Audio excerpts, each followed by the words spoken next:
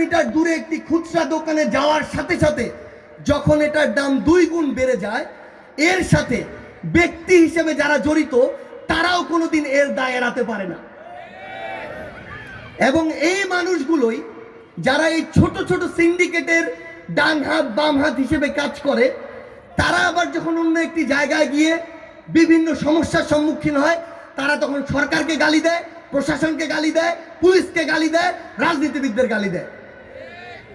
তো ব্যক্তিগত জায়গা থেকে যদি আমরা ঠিক না হই, সামগ্রিকভাবে একটা সিস্টেম কোনোদিন ঠিক হওয়া সম্ভব না।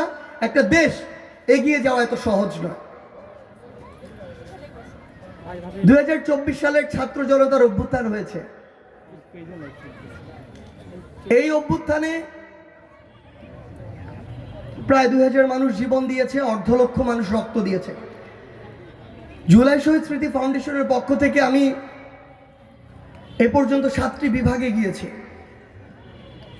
সেদিন আমাকে একজন মা ফোনে একটা ভিডিও দেখাচ্ছে, স্ট্রেচারে তার সন্তানের লাশ